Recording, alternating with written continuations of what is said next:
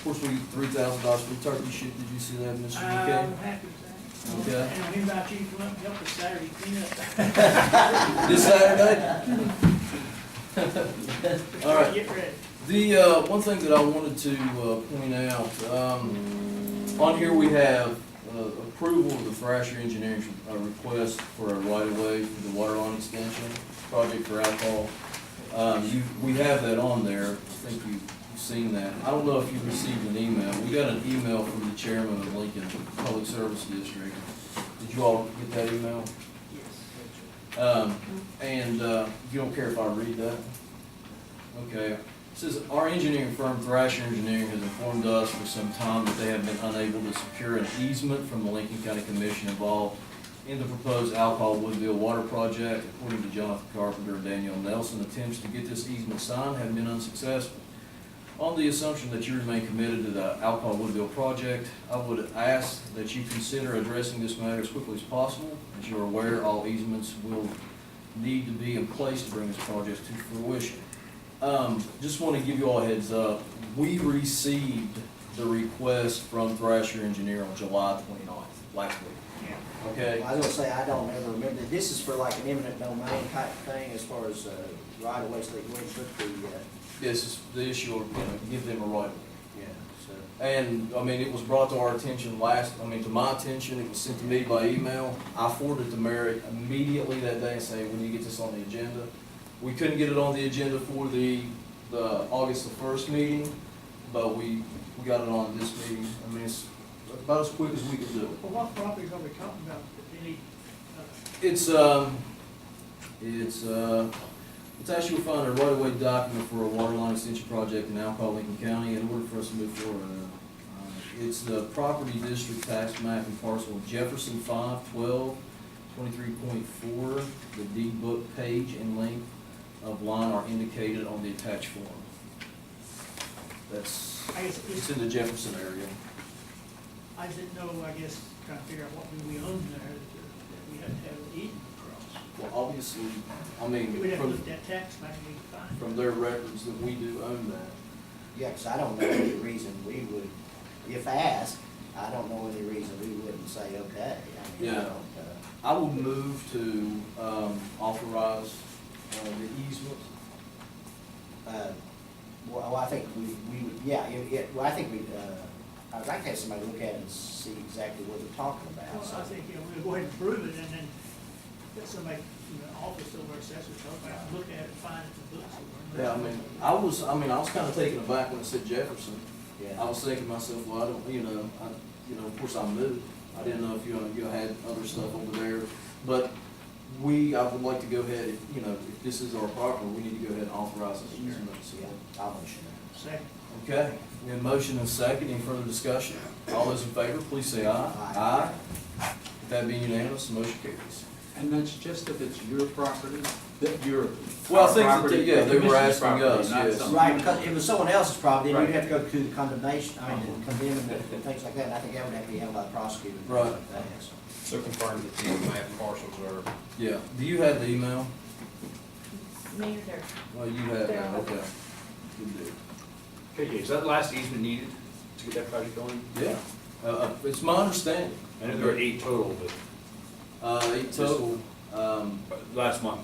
last month. I think this is probably one of the last ones, but we just found out about it last week.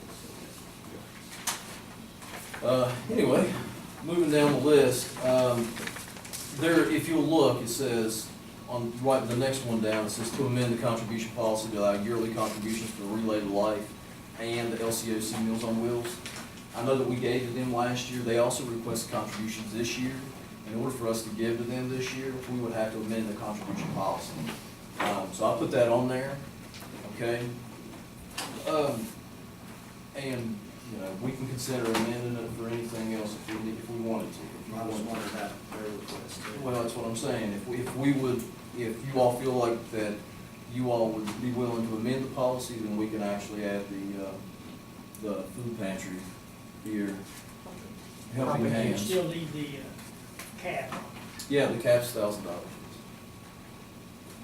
Now, question, I have no problem in doing that, and I think we need to do it. I'm just wondering where it's not on the agenda to do that for that particular organization, if we could do it tonight, or if we need to just go ahead and set it on the next meeting, you know. That's a good just so that we question. can approve it. Well, we can do that. But I do agree with the concept we're talking about. We knew when we set this process up, that there would be things that come up that may need to be funded every year and things of that nature, and we identified these two already, and you all, as far as tonight goes. So,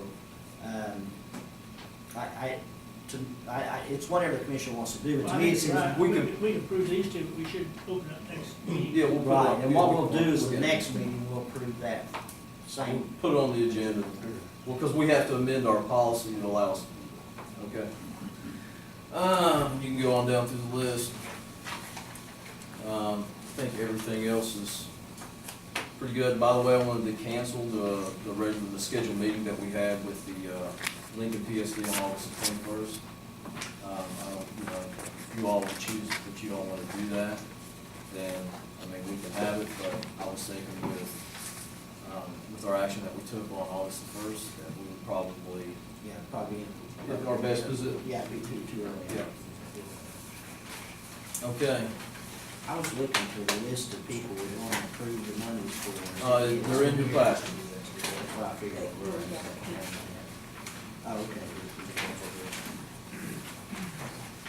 So if that's why they got approved, if there had not been repeats. Yes. Okay. And I went back through and Cheryl double checked me to make sure I Yeah. didn't, Kelly's looking at that. if I missed somebody. Well, gentlemen, if we don't have any further discussion, I'll entertain a motion to approve the new business. So moved. I'll second that. Is there any further discussion? All those in favor, please say aye. Aye. With that being unanimous, motion carries. All right.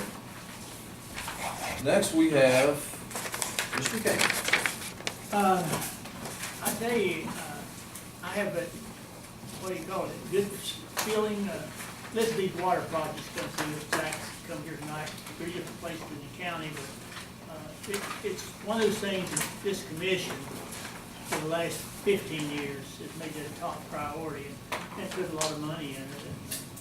And we've had lots of help from the state level and the federal level, and it's just that, one of those things that you don't know what you're getting into, at least I did. Around 2000, we started getting serious about what can we do to help people get water. And we put together a group of people with Commissioner Banks' son Neil and the EDA and different ones that have come together with Southern Community College, and all the water providers, and come up with a water plan. And we thought, well, you gotta have somewhere to start, so we tried to put priorities on it, based upon if there's industry, if there's mining in the area, some of those things, tried to rank. We followed that pretty close down through the years, but if you look at that list, look at the list now, from 202 to the present, there's still needs out there. But we have been able to get at least $40-some million of projects completed in this period of time. 15 years is a long time. That's a lot of water. But without working together with everybody, a team effort, it would never happen. I mean, the county commissioners, I remember Commissioner Stowers used to say, are we ever gonna come down where he lives, on Sycamore? I said, well, not this time for sure, but you gotta get water up to Griffithsville, just kept, back, but everybody had their own concerns, but it was really a concern for the county. And, I'm, winding down, on the commission, not age, but I'm winding down, in my pursuit. And, it is one of the good feelings, just to be able to sit here and think that if we had not done, where would we be?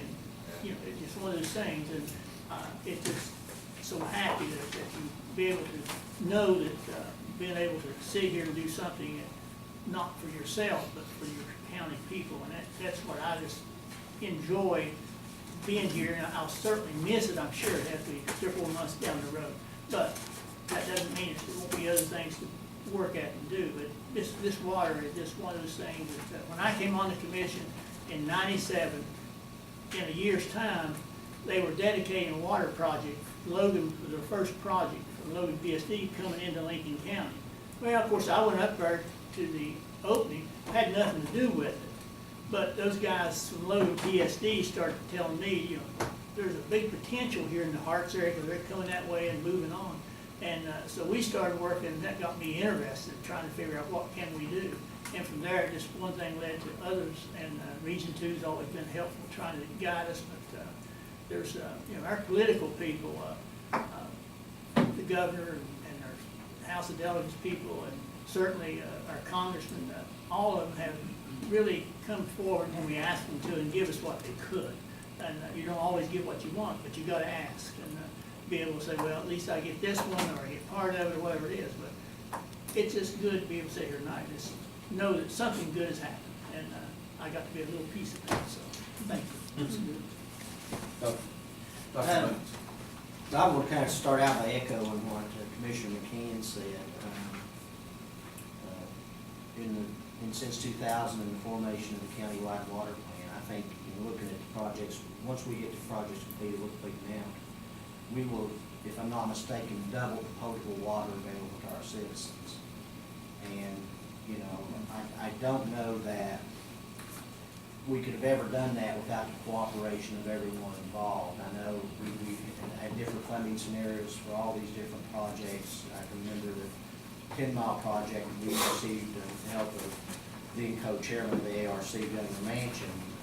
The $1.5 million from them was the biggest grant they've given anyone at the time. So there was a lot of people that cared about these people that had these projects, that helped us with these projects. I never went to Congressman Ray Hall and have him say, no, we couldn't do that. I mean, he's worked not only with the water projects, with my black lung patients, getting them their benefits and things like that.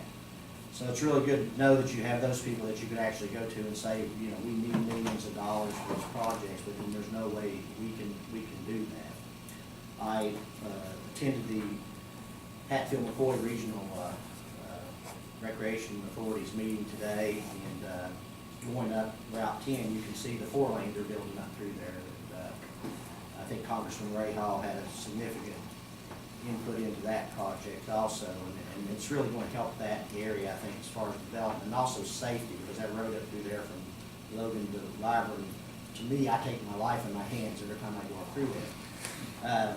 But going to the Hatfield-McCoy meeting, we elected officers for 2 years today. We re-elected Chairman Art Kirkendall, Senator Kirkendall as our chairman. And they are going through some, I won't say growing pains, but their emphasis is changing as far as they're actually going to have people work doing, using their logo or trademark, selling products instead of them directly selling. They're actually going to work with people, businesses that might want to do that and interview these businesses and have them involved. They're talking about having other businesses run the trailheads to where they can actually offer more things like ice and food and some of those things of that nature. So they're going through a change process. They are, we have 3 Hondas coming in and doing a ride the 1st of October, as is Fisher's ATV World and things like that. So there's going to be a lot of national publicity, which we get every year up there, but it's snowballing. There's more and more people being involved, and financially, I think they're doing really well. There's positions that become available to work for Hatfield-McCoy as time goes on, and I want to talk with him. I didn't get a chance today, but I'm going to talk with Jeff Russ, the director, and about possibly letting us go ahead and post those positions on our website here, so that people in this county that work in this county and surrounding counties would know those jobs were available, because I didn't know they were, and I don't know how they do it right now, but it was going to be my suggestion that if we'd be allowed to put those on there, we may have people locally here, because I know they hire bulldozer drivers, operators, they hire a lot of people, rangers, things like that, and some of these other people we're talking about. And I think that being part of that 9-county system, we need to make sure that we utilize every opportunity we can to help people. And if it means getting a few more people employed, there'll be a few more people employed. I had worked in the past when I was on the board with trying to get a maintenance center in Lincoln County in the Harts area. We were thinking about putting the Hatfield-McCoy Trail in that area. I still think, I don't know where they have the maintenance center now, and this is the first board meeting I've attended in quite a while, so I was trying to get my feet wet again, and reconnecting with those people that I worked with before. But these are things that I think we can look at with that. The only other comment I have tonight is that I wanted to go over, historically, I've always, when I've made a decision for this commission, I've always tried to, if asked, why did you make that decision, I always try to give that information to the public and let them see my thinking, or at least see where I was coming from in making the decision. And in the hiring of the new floodplain manager, I did several things. One, I contacted the surrounding counties to find out what they paid their flood managers. Find out how the jobs were set up and things of that nature. The surrounding counties that have floodplain managers that also are their OES director, Boone County. The Cabell County has a floodplain manager, which we did interview, and he's also the grant writer. I also asked or contacted Guy Browning about how many permits he'd issued over the 7 months of this year.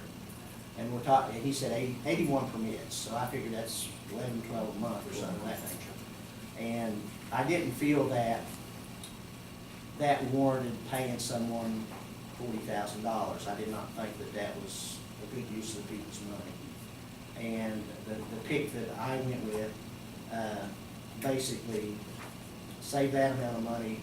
They were hired in at $32,000, and they did not require hospitalization insurance from us, so we didn't have to put out monies for to give them medical insurance. So it did save the county on money on that. And that's my only, that was my thinking as far as why I picked who I did. And I think, you know, and not saying anyone was wrong in picking someone else or wanting someone else. It's just I want the public to always know if there's a question as far as why you picked this person versus that person. I want to know what I was thinking, and that's exactly what I was thinking, and that's all I had. All right. Thank you. I have a list of different things that I'd like to discuss. The indigent program, I actually went to talk to Judge Hope.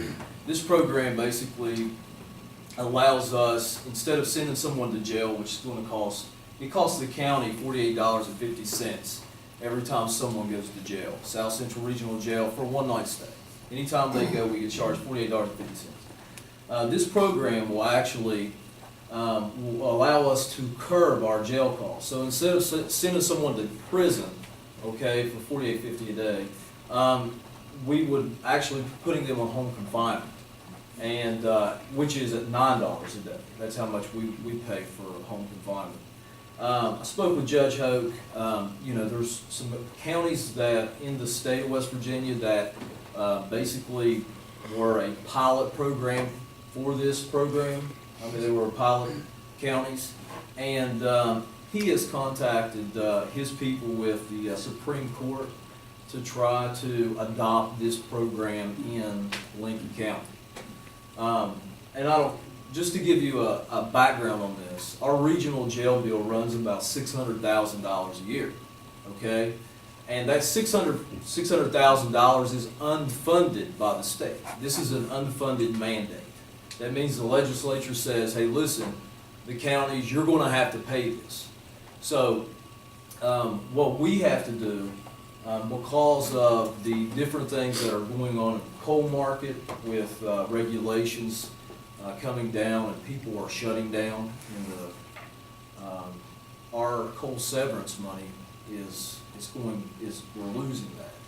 So we have to come up with ways that we could reduce this unfunded mandate. Until the legislature can take it up and fund this, you know, we have to do that. So that's one of the things that I spoke with Judge Hope about, and he assured me that it's in the works. He's been talking with these people, but we are actually at the mercy of the Supreme Court for any further decision on that. Next was our HVAC bid package. We put out a bid for a maintenance agreement bid package for the HVAC, and we didn't have any takers because, some of the feedback that I got was we were not very specific with what we did. So what I would like to do, what I did was I got the Lincoln County Facilities Assessment that was done, last year. And with this facilities assessment, we were going to construct a more specific bid package for our HVAC and put that out again, okay? The roof on the courthouse, you've already talked about that. And maybe the HVAC thing, What's that? the HVAC thing, are you gonna do the bid package? Well, I was gonna try to get some help. Well, because I don't know that anybody is here who went through, we got some money, I don't know how many years ago it was, to try to redo the system, and I got snookered in the help. Right. I don't know where I was standing at the wrong time or something. Well, you wanna talk about that? Well, there were things that we put into there, possibilities about saving money and the heating and cooling bill for the county, that I'm not sure that's ever really been realized. So maybe looking at the bids, there would be sort of going back and looking at some of the things that people said, well, when you do this new system, if you're gonna be able to do this, we could sort of build some of that into it too. Yeah, I think so, and then the preventative maintenance is one of the biggest issues that I have. I mean, if we could, go in and say, hey, listen, this is going bad, we need to change this, but we have to have, some expertise in that field, so that we can, And trying to fix it so, when a room is not being used, the temperature, you're not Right. pouring all the air conditioning in it, all those kinds of issues. Sometimes you see people too, they open the window, when the air conditioner's going, so smoke will go out or something. Smoking, you're smoking inside? Oh, I've seen that a time or two. I haven't seen that. Well, Does that this still happen? this is a matter as it happens everywhere. I come by Logan Regional Medical Center, some lady was leaning out the window smoking. That's funny. Next is, I spoke with Hoss Farley, and I think Doc Vance has too. They are looking at getting some energy efficient lights, at the Hearts Community Center. With these energy efficient lights, it's gonna save us money in the long run. And we're gonna get a $75 rebate per light. So that's we could possibly, receive about $2,000 on that in a rebate. That's what I was told. So we're gonna be looking at that, to try to help us out. Not because you're here, but, and you spoke about the dilapidated buildings, but one of the things that I want to talk about, I spoke with Ed Hendricks, who is the president of the county commission in Boone County, a couple of days ago, about what they do with their dilapidated buildings, okay? And one of the things that he mentioned, and that they have been successful with what they've been doing, is that they have, basically, they identify the areas, they notify the people who own the buildings, and they basically, they tell them, you have to do this, you have to do this, you have to do this. And then they hand it off to their prosecuting attorney. And from there, it goes into work. I mean, it goes into effect where the prosecuting attorney will actually put a lien on the property if it's not done. Okay? So I was going to actually, with the new ordinance and planning committee, talk to them about that, and then actually, if we can probably get this committee to meet with the dilapidated building board to kind of address that issue.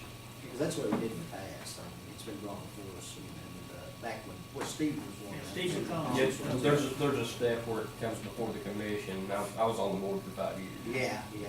We'll just have to get that going. Yeah, it is laid out how the process in state code, how the process. And I think it's pretty successful too. I mean, I think. Yeah, there were some successes in those 5 years. I want to say thank you to the commission regarding sending the letter to the Guyan Valley Conservation District. One of the main problems that we have in District 1 is flooding. And, speaking with David Webb and finding out, what the Conservation District did down in Logan at Island Creek. The Conservation District was able to accumulate and give this project millions of dollars to solve some of the flooding issues that they had at On. And if the, just looking at, the history, if we could get the Guyan Valley, not Guyan Valley, but the Guyan Conservation District, working on the issues that we have from Hamlin to Yawkey, it would really do, it would really do wonders for that place. Next is, not to hold everybody up, just cell phone towers. I think this is important for everyone. The two towers that we've been looking at, one was the Hamlin tower, that's at the 911 center. The application has been filed with the Wireless Assistance Grant for, I think, $537,000. And bid openings will probably be next week, okay? That's where we are with that particular cell phone tower, getting that. It's not a done deal, but, it's in the works, the application has been presented. Next was Bear Fort, the cell phone tower at Bear Fort.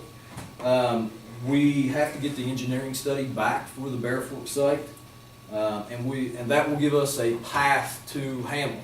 So we have to have a path to Hamlin, which will help us determine the height of the cell phone tower, whether it's 340 feet, 460 feet, whatever, okay?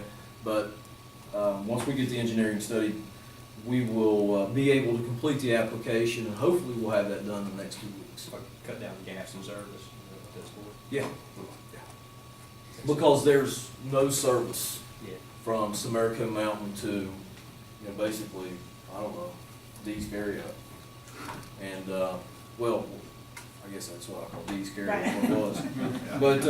But I think that will help us out in that area right there, so we'll have continuous service. Next is the Allen Creek Farmers Market. We had the preliminary engineering report was given to us, the Lincoln EDA committee. Glad to see Gary McAllister here. Gary McAllister's on that committee. The committee made some recommendations to Thrasher Engineering about some things that they would possibly change. And Thrasher is going to go back, change to suit the building committee, and then they're going to bring that back to the building committee in a couple of weeks, and then they're going to actually give us some cost estimates on how much it's going to cost.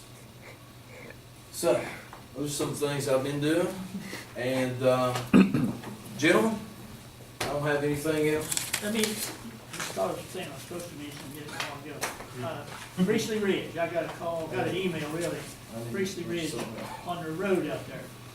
They just need help, and they sent it out to everybody they could think of. Gary's name wasn't on it, they hadn't got him yet, so they're waiting till he gets elected. But anyway, it's a lot of potholes, and I told them I'd bring it up to the commission, let them know, and I did call State Road today and told them about it, so just a matter of information. And that's been going on with, I'm sure with you and me and everybody else. We continually get They are phone calls. working in different They areas. are. They have their paving machines, 'cause I know you can now come out of out of Mid-Kif there at the post office and actually make it up 9 Mile Creek without breaking the spring on your vehicle.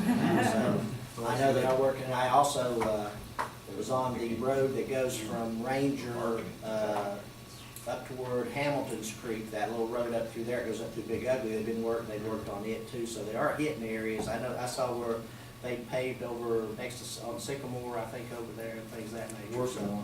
And when I talked with, I think John Rainey's down there now, that Dennis is not working, and I talked with him about some of these things that were brought to my attention, and he assured me as long as they had stuff that they could patch with, they would be patching these places. And I guess they had a long list of places they're patching too, That's what they so. told me. Sure.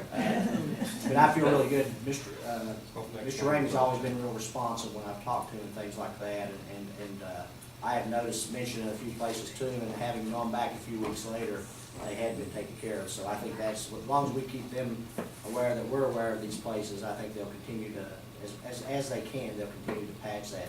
The other thing we need to look at is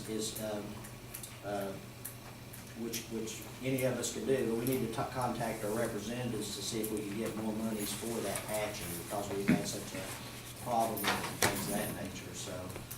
Because they really can only do with what they've got over there to do with, and I think if I talked with him about who to contact and things like that, so I'm making some contacts with them and things of that nature, but, you know, I do think that if we can get it for them, they'll keep going until they run into bad weather before they can, so.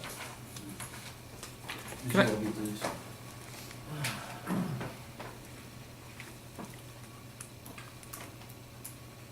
Is this like a car accident? I think it is, I don't know, did you get that? Yeah, I think, yeah. Yeah, I did well, Yeah, yeah. Can I Last ask- thing I wanna say, go Sorry. ahead, what? Oh, wait a minute. Yeah, Yes. go ahead. Might ask Zach. Congressman Ray Hall announced $1 million on Monday or Tuesday for the Lower Mud project. Is that extra to the? I mean, there was a big announcement at the high school 18 months ago. And is this extra money? What that was 18 months ago was architecture and design money, if I'm not Right. mistaken. It's 500,000 before. Before. This is 1.5, this is, Yeah. This- it's supposed to finish. This finishes it out. This is actually a fully funded project, and we should probably mention this, is that project, because I know there's some people working in the courthouse here down on the mud that would be really interested in knowing that project now is fully funded. Okay, So, good. Okay. and that's, We put our- and having worked at this 14 years, that's probably a year ahead of time. Right. To be honest with you, because I was basically telling those people it'd probably be next year when we could do that, though we did get the funding this year, so. Great. I'm sure they'll be happy to get that started as soon as possible.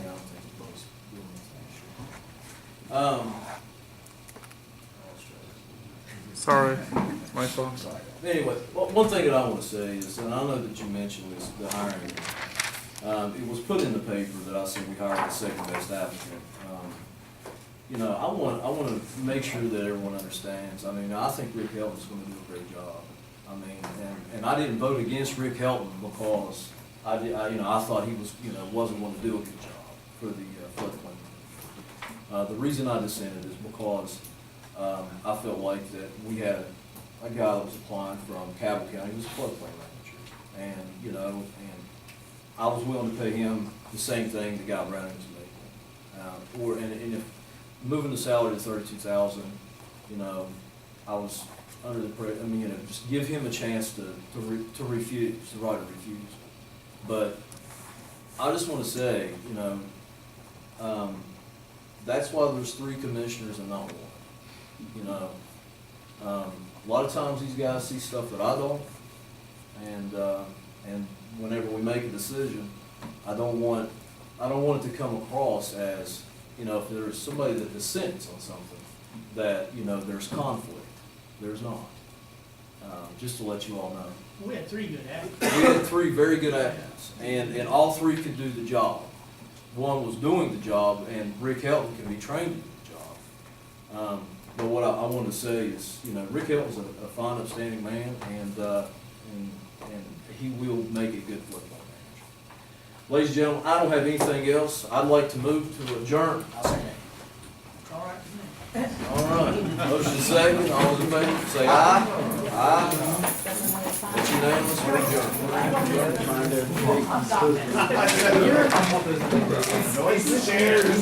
Doc,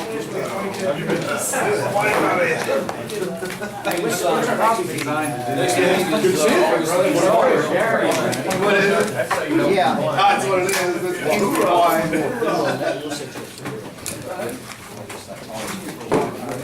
Thank